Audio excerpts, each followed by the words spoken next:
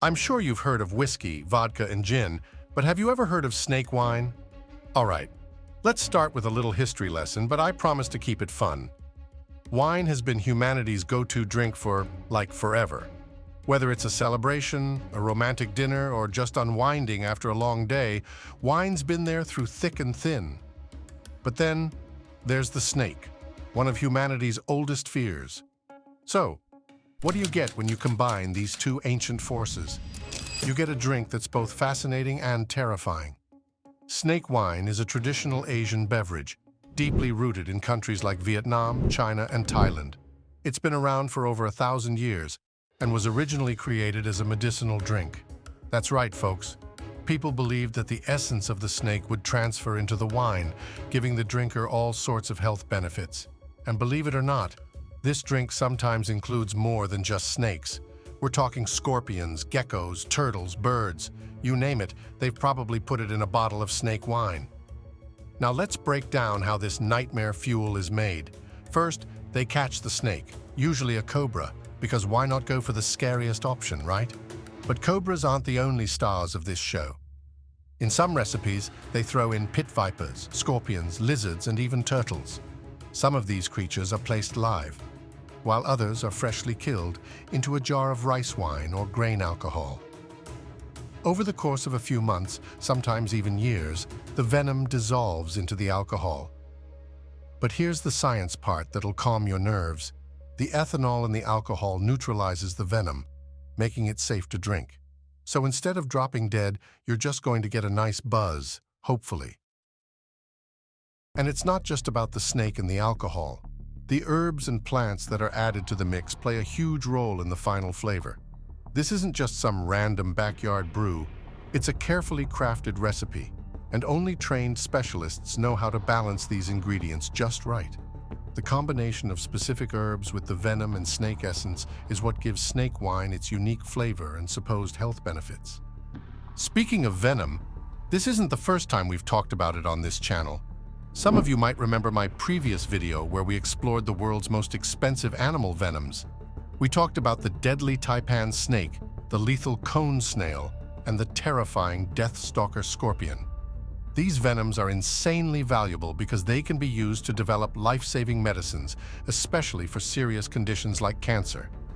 Now imagine the venom from these creatures being tamed by a few months of soaking in alcohol. That's pretty much what's happening with snake wine.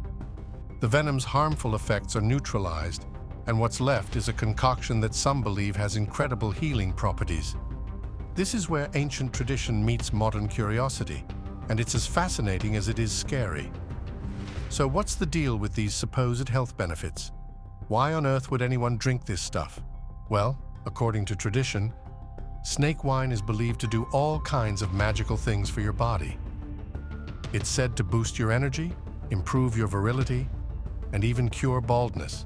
Yep, you heard that right, baldness. But that's not all.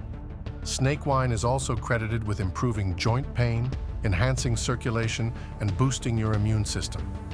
Some even claim it can help with serious issues like arthritis or lower back pain. In some cultures, drinking snake wine is seen as a way to absorb the snake's life force, giving you strength, vitality, and wisdom. It's like taking a shot of ancient power straight to the veins. And if you're really brave, you might even go for the snake's organs. In some places, eating the snake's eyes or gallbladder is believed to give you superhuman strength and endurance. Think of it as ancient Red Bull, but you know, with a snake. Before we continue, please like this video because our channel is small and new, and your likes are a huge support for us. Let's switch gears a bit. How does snake wine stack up against something more familiar like whiskey? Both are strong, both have complex flavors, but they come from totally different worlds. Whiskey is all about the aging process, the type of barrel, and the grains used. Snake wine, on the other hand, is all about the animals and plants that are soaked in it. It's often compared to whiskey because of its strength, but let's be real. Nothing says, "I'm adventurous," quite like a drink with a snake floating in it. Price-wise, snake wine can range anywhere from a few bucks in a local market in Vietnam to hundreds of dollars for a premium bottle. Compare that to a bottle of good old whiskey, and you're looking at a similar price range.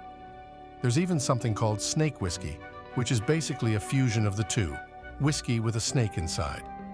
But here's a fun fact. Connoisseurs say the type of plant used in making snake wine can drastically change its taste.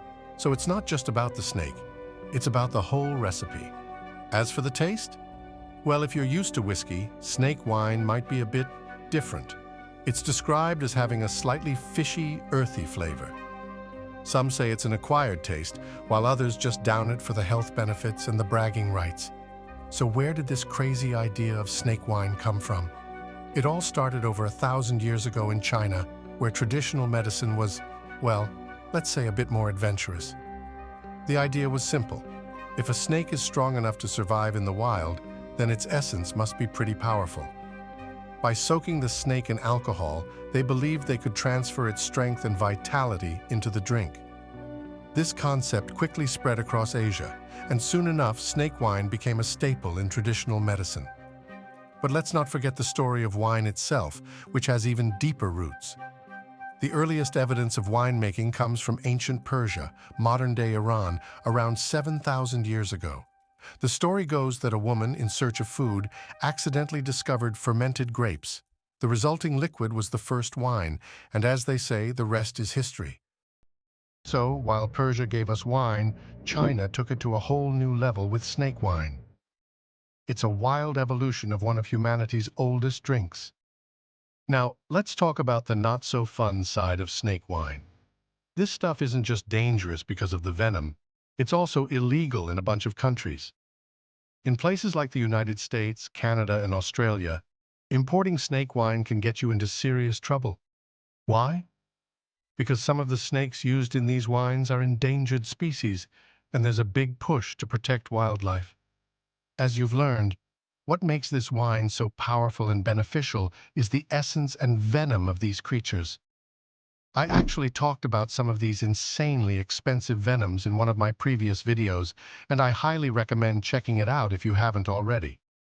Just imagine, 1 gram of venom costing $100,000. Unbelievable, right? I hope you enjoyed this video as much as I enjoyed sharing it with you. Don't forget to like and subscribe, and until the next video, stay curious and full of energy.